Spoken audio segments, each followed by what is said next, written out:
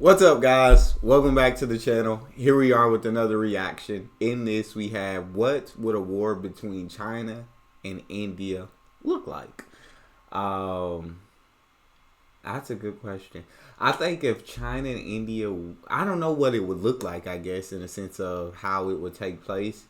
But as of right now, I know at this moment, I believe China does have like better weaponry, more weapons, more aircraft, more navy. But I think where India's got it is like total, when you count reserve and active personnel. So total army numbers, I think India's got it. And as time passes and continues to pass and India's economy continues to rise and their military budget continues to go up, they will quickly catch up. And so today, I think China probably has the strength right now, but I said this in the last video, I feel like India has such strong relationships with other countries that other countries would also come and help against China. Whereas I don't think China has that many alliances or has that many great friendships with other countries as India does. So I think that today, that's where India's strength also lies. And that's where they have an advantage. But let me know what you guys think. We're about to listen to him. Before we dive in, if you guys happen to enjoy, please don't forget to subscribe. Give the video a thumbs up. Also, if you'd like to support this channel by becoming a member, all you got to do is hit the join button. Receive your exclusive benefits. Let's get to it. Across the Himalayan divide, two rising powers are staring each other down, hungry and eager to see who blinks first. The world's most populous nation, India, and the world's second most populous nation, China, share a border nearly 3,500 kilometers long. They share a combined population of nearly 2.9 billion people. They share thundering economies, bold leaders, burgeoning regional hegemonies, and growing nuclear weapons programs. Most of all, they share ambition. And the sort of ambition they share is the sort where both sides understand that only one can triumph over the other. And although the country's shared Himalayan territory is typically quiet, it certainly couldn't be called peaceful.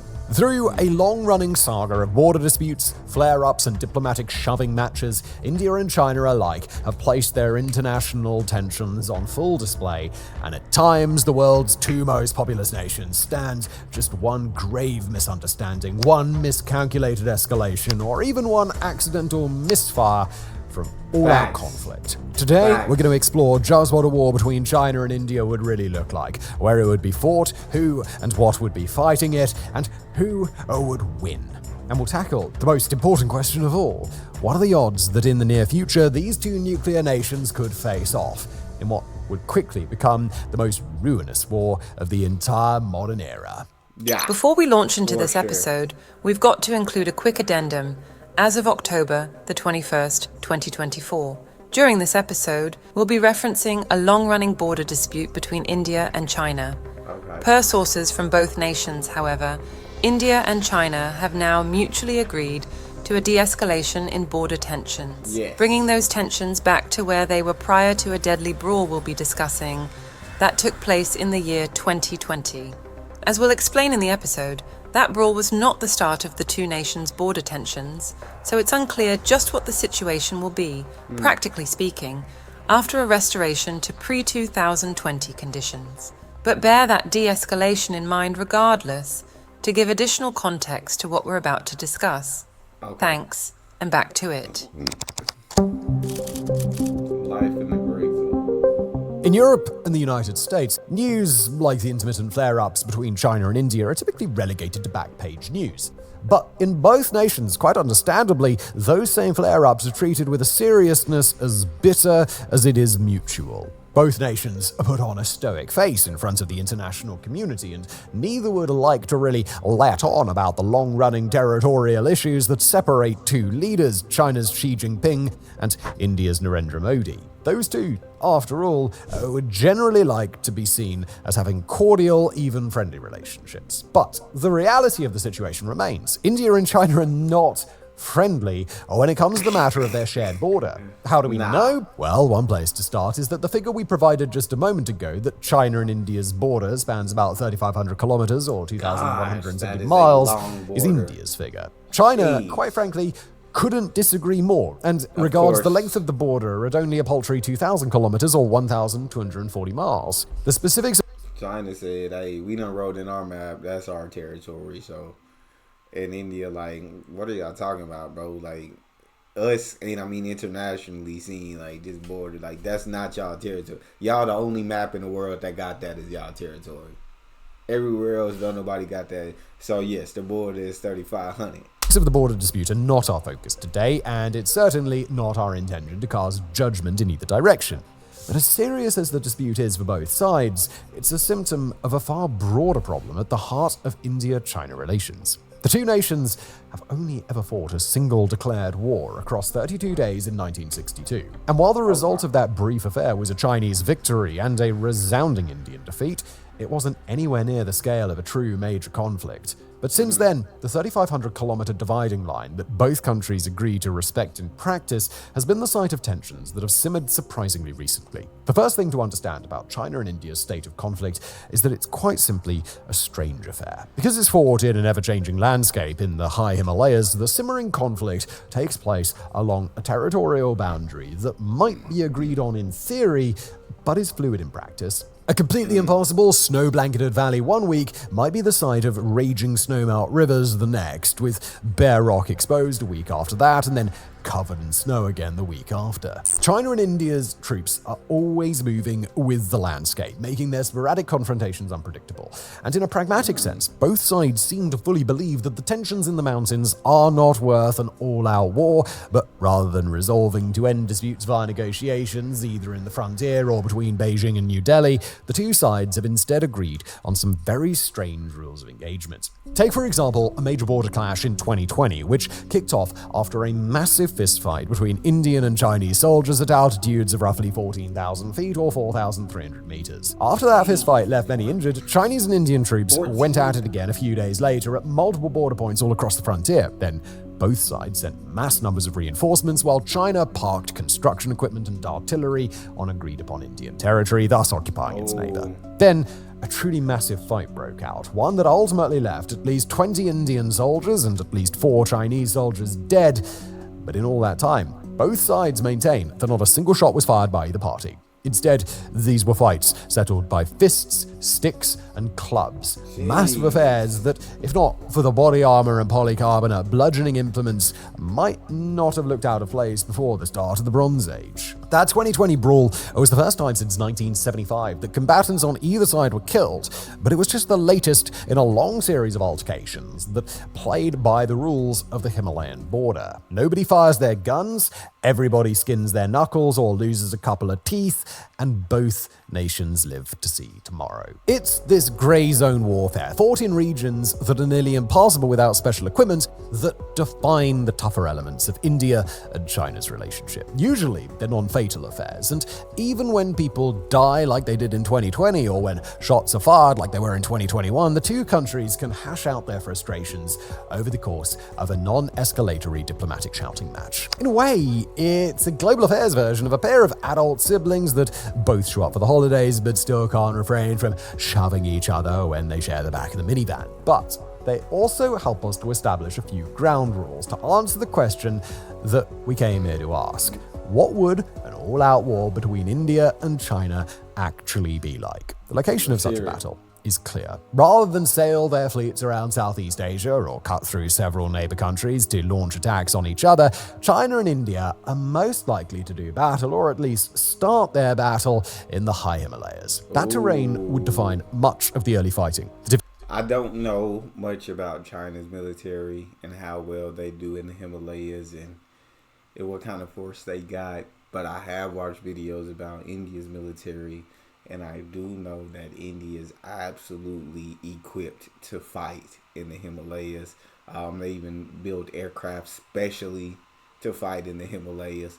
So, in my limited perspective, because like I said, I don't know China's abilities in the Himalayas, I'm going to say India got the advantage in the Himalayas, because Well, I've seen the aircraft that they specially built, and I know that they train there, and they built to fight in that that environment. Difficulty of bringing heavy climate. equipment through the high mountains, the trouble with relying on soldiers who live at sea level, and the unpredictability and natural threats that would pose major risk to both sides. Just as important is the increasing build-up. Between India and China, some 100,000 troops are believed to be present along the Himalayan borderlands, and China in particular has invested in road infrastructure that would bring reinforcements to the area quickly in case of larger conflict. But just as critical to understand are the proximity and constant tension between the soldiers on both sides. This is a place where soldiers on patrol can suddenly be fighting for their lives, and where one overzealous commander on either side could choose to cross a line of escalation that neither capital wants. When shooting is functionally off limits,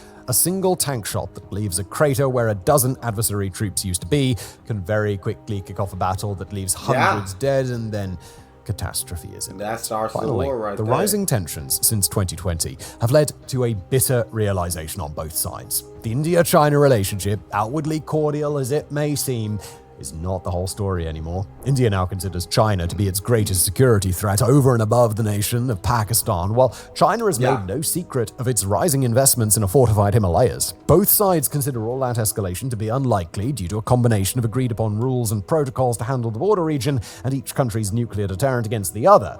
But military competition, scientific and cultural competition, and foreign diplomatic competition have all made Modi and Xi less likely to concessions and less trusting of each other. With the wrong spark at the wrong time, either side could stumble its way into starting a conflagration. And it's here where the hypotheticals begin. Here we go. India and China are I always like the hypotheticals. Hypotheticals I can absolutely get into. among the very strongest militaries in the world, both in terms of sheer manpower and in terms of armament. All told, India's military is the second largest in the world by troop count, with 1,450,000 or so active duty personnel at a given time, plus over 1.1 million reservists. China boasts an even higher number of active personnel at just a bit over 2 million in total, along with a smaller force of just over 500,000 reservists, placing it and India roughly on par in aggregate troops available. India spends about $75 billion on its military each year, about 1.9% of its GDP, against Chinese expenditures equal to about $300 billion, 1.7% of its more massive. I think that right there to me makes an absolutely huge difference. That's $225 billion more dollars they have to spend on their military, which $225 billion is an insane amount of money, and so they're gonna have more resources when it comes to a war. GDP. The vast majority of personnel on both sides are dedicated to India and China's respective armies, and here we're going to cover India first. The Indian Army commands about 1.3 active duty personnel and almost 1 million more reservists, with some serious hardware at its disposal. In addition to all manner of small arms, India leverages about 4,000 main battle tanks, mostly Soviet-era T-72 tanks, and their successor model, Russia's T-90. Its artillery includes well over 700 multiple rocket launchers, 100 self-propelled howitzers, and many thousands of towed artillery guns, while for air defense it relies on a mix of homemade, Israeli, and Soviet systems. India's missile arsenal includes well over 100,000 anti-tank guided missiles, plus unknown numbers of short, medium, and long-range ballistic missiles. Also on the Indian Army's asset list are several dozen attack helicopters and several hundred swarming drones, a key expected element of 21st century warfare. There's China, where just short of 1 million active duty personnel serve with the People's Liberation Army. Along with all the standard rifles, body armor, grenades, mortars, machine guns, and the like, China's arsenal includes a very robust selection of heavy equipment.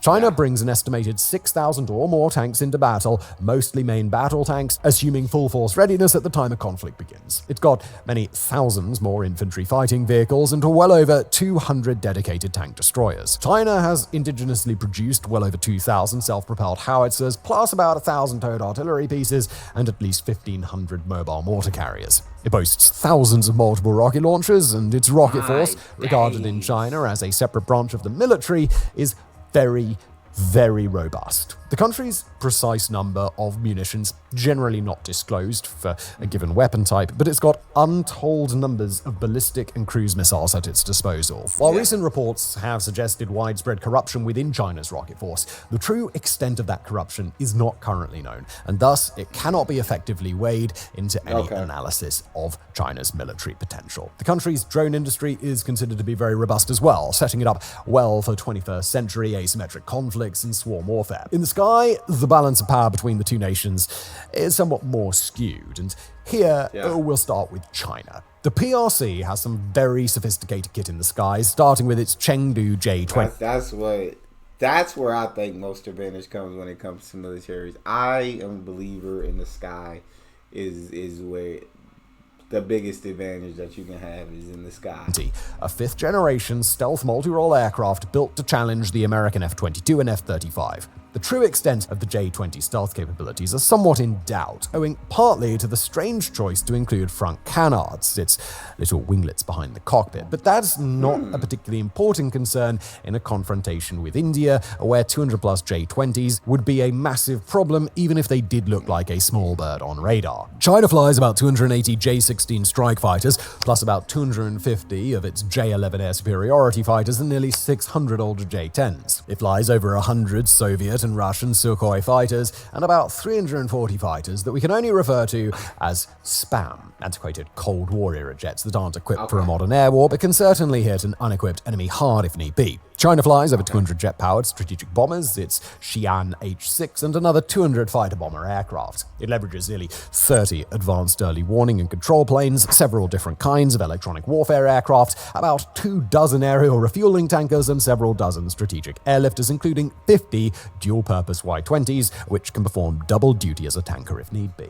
Its airspace is protected by hundreds of Russian S-300 air defense batteries and several dozen sophisticated S-400s, plus hundreds of Chinese-made long and medium-range air defense batteries. But while India can't boast indigenous fifth-generation stealth fighters, or at least not yet, it can still bring to bear some impressive aircraft of its own. The backbone of India's combat air fleet are over 300 Soviet and Russian planes, about 260 Sukhoi Su-30s, and 60-odd Mikoyan MiG-29s. The advanced French-made Rafale fighter is the tip of the spear in the Indian Air Force, although India only boasts 36 of the aircraft. Unfortunately for India, its indigenous fourth-generation fighter, the HAL Tejas, has failed to materialize thus far, with just 2 trainer versions of the jet in service and about 200 combat and trainer copies on the way. India also leverages about 100 British-made Jaguar attack fighters and a handful of MiG-21s at the end of their service lives. India boasts 6 advanced early warning and control aircraft, including the respected Soviet-made Beriev A-50, and a fleet of 6 aerial refueling tankers, plus a couple of hundred tactical and strategic airlifters. The Indian Navy's Air Wing offers 40 more MiG-29s in the mix. Finally, there are the naval capabilities of each country, where even though neither China nor India are about to be patrolling the oceans of the entire world, they both offer an impressive selection of kit. We'll go back to India to begin, where 2 aircraft carriers, the Indian-built INS Vikrant and the Soviet-built INS Vikramaditya, are the pride and joy of the Indian Navy. With 2 carriers available, India boasts 24/7, 365 carrier availability, since one can always fill in for the other in case of maintenance needs or damage. India boasts 12 guided missile destroyers, 9 of which are indigenous or semi-indigenous Indian designs, and several of which boast stealth features. The Indian Navy leverages 12 guided missile frigates, 18 corvettes, and a well-established support and refuel fleet.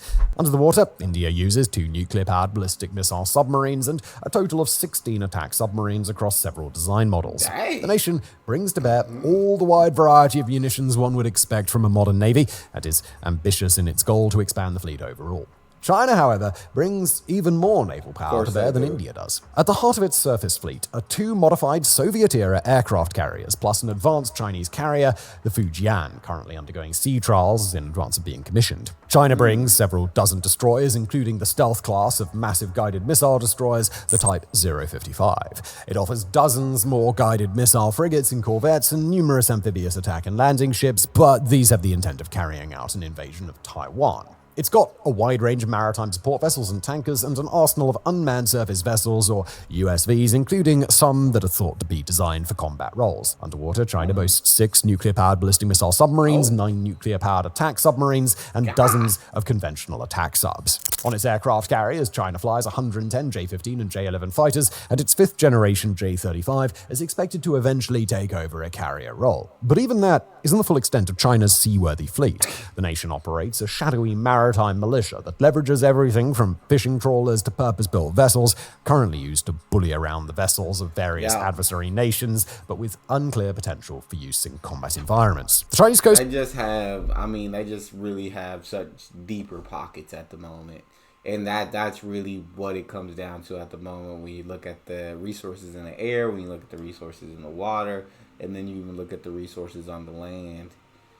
China just has too deep of pockets. They spend, from what he said, 4 times what India spends on the military. So at the moment, like I said, it just sounds like China has more weapons, has more upgraded weapons. But like I said earlier, we also know that India is on the rise, militarily, economically, infrastructure, everything. India is coming up fast, so I think India will continue to catch up. And while China's economy and everything starts stagnating, or the growth is slowing, the growth is much slower. India, give it over the next decade, is about to make some huge strides. So China might have it for now, but give India some time, and it won't be looking too pretty. But like I said, I still think India got the relationships in place. I don't know if he's gonna take that into account or not, but we'll see. We still got time. This guard can't be counted out either. Several of its classes of patrol cutters are substantially bigger than most Navy corvettes, offering China an extra few dozen notable ships in Xi Jinping's back pocket. Finally, we've got to talk about the nuclear arsenal of both nations, because while we'll assume for the sake of the hypothetical that our potential war wouldn't result in a world-ending nuclear exchange, a real-life war certainly could. At present, China is believed to possess about 500 nuclear warheads and is on track to rival the US and Russia in the overall size of its arsenal in the span of just another decade or two. China's nuclear capabilities are expanding drastically, not just in the number of warheads it offers, but in the delivery mechanisms, from the rockets that carry warheads to the submarines, silos, and aircraft that launch them. India, by contrast, is believed to have somewhere between 160 and 180 warheads, placing it roughly on par with Pakistan. India, too, is quickly expanding its range of delivery mechanisms, including several experimental mechanisms that are in the late stages of testing. Although it's difficult to say for sure, a nuclear exchange between the two nations would have the potential to kill tens of millions of people at a bare minimum, and nearby nations, especially Russia, Pakistan, and North Korea, would be unlikely to sit on the sidelines. In a nuclear war between India and China, the entire globe's nuclear arsenal could be expended, and expended very quickly. Balance of power. Luckily for all of us and our ability to get some sleep tonight, we won't be entertaining the possibility of a China-India nuclear exchange any further in this hypothetical. Instead, with the forces of both nations stacked up on either side of the Himalayan border, we'll play out what a conventional war, not resulting in the exchange of strategic nuclear weapons, might look like. We've got our inciting incident, a confrontation between Himalayan border forces that goes horribly wrong, and our cascade of events, a diplomatic breakdown, a mutual exercise in finger-pointing, and escalating mountain skirmishes that leave a growing pile of dead. Finally, someone in Beijing or New Delhi makes their case indisputable for the country's leader. It's time to declare war. The precise number of Indian and Chinese troops in the Himalayas at any given time is known only to those nations, but the forces are thought to be roughly balanced, totaling somewhere in the range of 100,000 troops across both sides. China, as we've mentioned, has the greater built infrastructure to surge more troops to the Himalayas fast, whereas it's India with the greater aggregate number of troops to devote to the fighting overall. But an explosion in border tensions would not result in either a Chinese surge of troops to the site very quickly, or a veritable horde of Indian troops crossing the mountain gaps and entering a war zone. The reason why is a really simple one: altitude. Both India and China are nations with relatively low-lying territory in most regions, and while soldiers could be transported to, say, 14,000 feet or 4,300 meters relatively quickly, they would not do well. The effects of altitude sickness would be debilitating for the soldiers of both militaries, leaving them ill-equipped to do anything but alternate between gasping for air and vomiting into a bucket for a few. Yeah, that kind of altitude. I mean, when you sit and think about it, it's insane. Yeah, humans shouldn't be at that altitude. Let's just put it like that. Humanity should not be at that kind of altitude. Days, while much of the equipment of both nations would have to be either modified for cold weather operations or just left behind. Those troops that do go would be subject to everything from storms to avalanches to extreme cold and harsh winds. The Himalayas are simply not the place to fight a ground war, and both sides know it. What really matters is control of the mountain passes, where whichever side that gains victory could rush their troops up and over the mountains without having to put them into battle. Such an arduous troop movement would undoubtedly suck for those troops, but it's a hell of a lot better than the alternative. And if China and India were hell-bent on delivering pain to each other, then the nation that can get over the mountain passes would be the one best equipped to go on the offensive. Such an effort would certainly involve the ground troops that are already there, and that are well acclimated to the altitude, but that wouldn't be the deciding factor. The true difference maker would be aircraft, and that's where China would come in with a massive advantage. While India certainly has some air defense and radar infrastructure in the high Himalayas, it's not likely to have complete coverage or anything close. Weather, terrain, and equipment limitations are all factors against India's favor there, and without solid air defense coverage, India's chances of detecting and preempting attacks from Chinese J-20s go from slim to none. It's not clear whether India would pick up a J-20 on radar, or whether the plane's radar return would prompt Indian defenders to register it as a threat. But if not, then there is next to nothing in India's air wing that could stand against it. While Indian air assets positioned near the border are more substantial in peacetime, that advantage only matters for as long as it takes for China's stealth aircraft to arrive. If the J-20's performance is half of the Americans' F-22 Raptor, a plane notorious in American training exercises for taking out entire squadrons of fourth-generation fighters while remaining unseen, then India's Su-30s and MiG-29s are in for a difficult time. Even the country's Rafale fighters don't carry the hardware or software that would even the playing field with a true fifth-gen fighter, which, for now, we've got to assume the J-20 is. And with China's J-20 clearing the way, destroying air defense systems and nearby enemy aircraft, the door would burst wide open for an onslaught of Chinese strategic bomber aircraft. Faced with a wave of H-6 bombers, India's Himalayan defenders could do little to respond. Sure, a stray fighter here or a well-protected air defense system there might take down a couple, but the deck in this scenario would be stacked heavily in China's favor.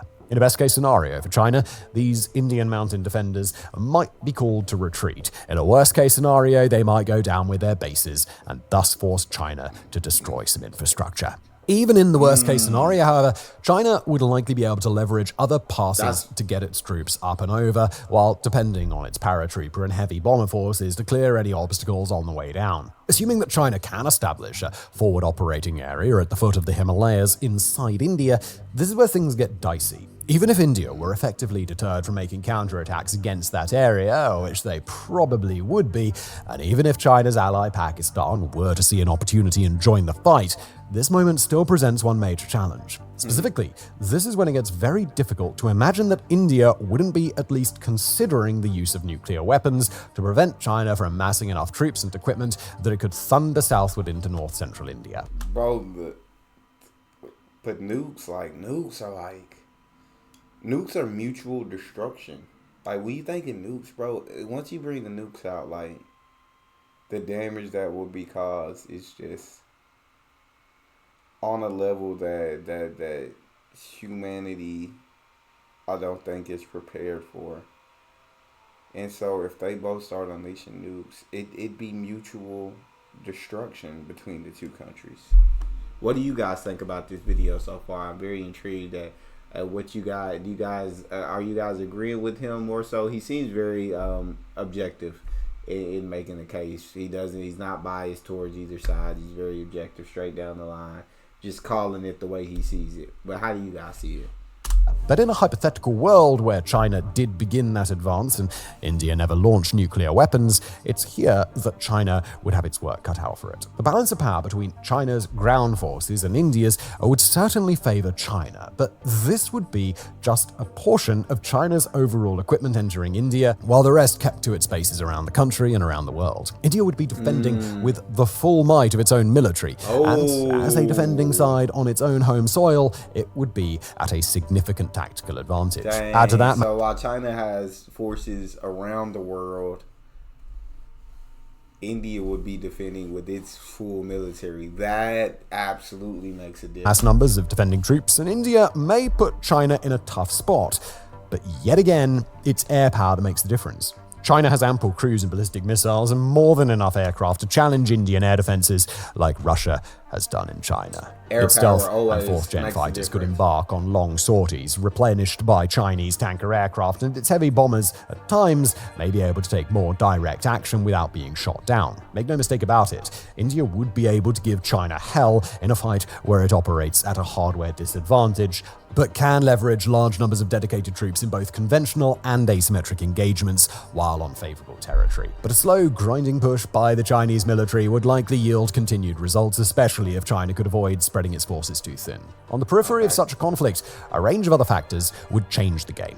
Both sides could wreak economic havoc on the other, and Western sanctions would likely target China rather than India, although China's economic ties to Russia and Southeast Asia could keep it afloat for a while. A direct naval confrontation between the two sides would be unlikely, not just because it would require the two sides to send their ships to some far-off meeting point, probably around the Andaman Sea or the Gulf of Thailand, but because there would be little to gain from it. Neither nation has the ability to launch a large-scale naval invasion on the other, and having an all-out battle in someone else's territorial waters would lead to innumerable geopolitical headaches. But India, despite having a far less powerful navy, might actually gain a maritime advantage over China quickly. Because of its location, India can throttle Chinese shipping traffic to Africa, Europe, the Middle East, and South Asia, west of Thailand, via a blockade at the Strait of Malacca. Such a move would cause major economic hardship in China, and whether China would put its navy at risk by sailing into Indian waters where India's land-based assets could be part of its fight is an open question. China's existing naval assets in the region, in Djibouti, Sri Lanka, and soon Pakistan, likely wouldn't be enough to break the blockade on their own, with India using land-based assets in the fight. Not only that, but India could blockade the vast majority of Chinese oil imports, forcing the nation to rely on strategic reserves that would likely last less than 90 days. It's at this stage that India might be able to draw China into something of a stalemate, but the sheer imbalance it would take to get to that point should make it crystal clear which side would be considered victorious. With a large Chinese force on its territory, India would be suing for peace from a badly disadvantageous position, and that's only the half of it. In such a world, to get to a point of territorial occupation, both sides would likely have suffered the loss of tens, if not hundreds of thousands of troops, and both nations would be set back tremendously with long-time obstacles to their future prosperity, and in India's case, reconstruction. Luckily, the factors that would prevent such a war are so all-encompassing that this sort of war remains highly implausible. Neither India or China would gain more than it loses in the process. Neither side would be able to trust that such an engagement wouldn't result in nuclear war, and neither side is willing to accept even a fraction of those losses, let alone a nuclear exchange, over a border dispute gone bad.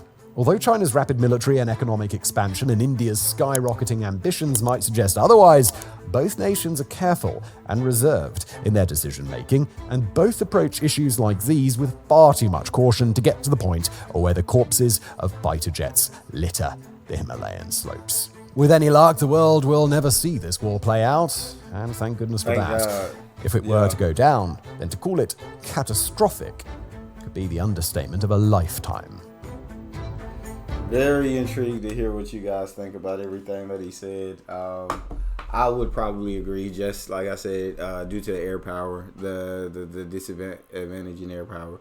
But where India has that advantage is cutting off China economically, especially from getting oil imports and all these things. So, yeah, you have all that, all those weapons. You have much more, much more. But if you're not getting oil, you got to use your reserves. And once you run out of your reserves, I mean, how great would those weapons be?